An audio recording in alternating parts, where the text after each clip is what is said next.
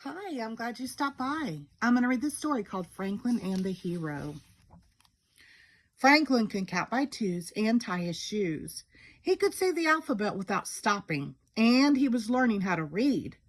His favorite books were about Dinah-Roo the kangaroo superhero. Franklin wanted to be just like Dinah-Roo. One day, Franklin and Snell were reading Dinah-Roo to the Rescue.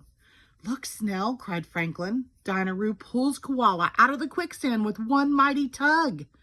"Dinah-Roo's the best," Snell sighed happily. Franklin agreed. "I want to be as strong as she is." "I want to be as fast," said Snell. Franklin had an idea. "Let's play superheroes," he suggested. "I'm Turtle-Roo, strong enough to lift a truck." "And I'm Dino Snell," announced Snell, "faster than a speeding train." "Together we'll keep the world safe," declared Franklin. "Just like Dinah-Roo," added Snell. Turtle-Roo and Dino Snell ran outside. They saved their snow fort from a terrible snow monster over and over again. Hours later, Franklin's mother called to them. "Turtle-Roo, Dino Snell, come inside. I have a big surprise." When the superheroes were warm and dry, Franklin's mother told them the good news. "Dinah-Roo will be autographing her new book at Mr. Heron's bookstore tomorrow morning," she said. "Do you know anyone who would like to go?" Franklin and Snell jumped up and down and gave each other the Dinah-Roo salute.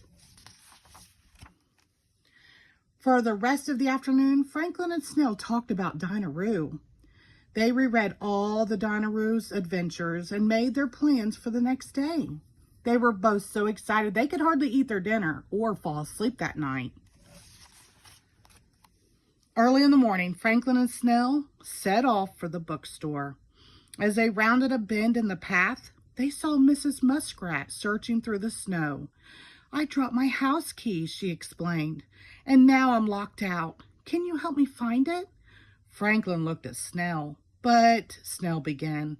"Come on, Snell," Franklin decided. "This shouldn't take two superheroes long at all." Franklin was wrong. They dug and dug without finding the key. "We may not find it until the snow melts," Mrs. Muskrat said finally. "It's time to call off the search." Franklin and Snell breathed sighs of relief and turned to go. "If you could pile some snow under the window," continued Mrs. Muskrat, "maybe we could get in that way." "But, Mrs. Muskrat," Franklin said, then stopped. Mrs. Muskrat was shivering. So Franklin huffed and puffed and rolled a huge snowball to the kitchen window. He climbed on top and pushed and shoved until the window opened just enough for Snell to crawl through. Up and over the ledge went Snell, across the counter, down the wall, over the floor, and up the door. Finally, Snell turned the door handle. "Hooray!" shouted Franklin. "This calls for hot chocolate and cake," declared Mrs. Muskrat. Franklin and Snell looked at the kitchen clock. "Thank you, Mrs. Muskrat," said Franklin, "but you see," and he finally told her all about Dinah-Roo. "Well, off you go!" exclaimed Mrs. Muskrat. "I can thank both of you properly another time." Franklin and Snell hurried to town and rushed into the bookstore, but no one was there. They had missed Dinah-Roo.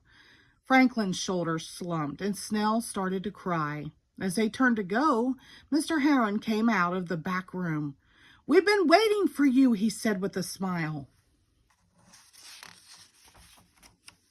Mr. Heron stepped aside, and there was Dinah-Roo.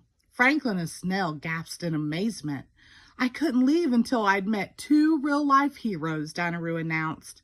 Franklin and Snell were confused. "Mrs. Muskrat phoned and told us what happened," explained Mr. Heron. "You are both heroes to her." "But we were just pretending to be heroes," said Franklin. "Real heroes are super fast and super strong." "Sometimes they are," agreed Dinah-Roo. "But there are other ways to be a hero." Franklin thought for a moment. Then he smiled. I never knew that helping someone can make you a hero, he said. Dinah gave both Franklin and Snell a copy of her new book, Dinah Jungle Adventure. Inside each was a dedication from Dinah. Franklin read his aloud. To Franklin, my heroic friend. Franklin and Snell gave Dinah a big hug, and Mr. Heron took everyone's picture. Later that night, when Snell's family had left and Mrs. Muskrat's cake was all gone, Franklin went to bed with his new book and a flashlight.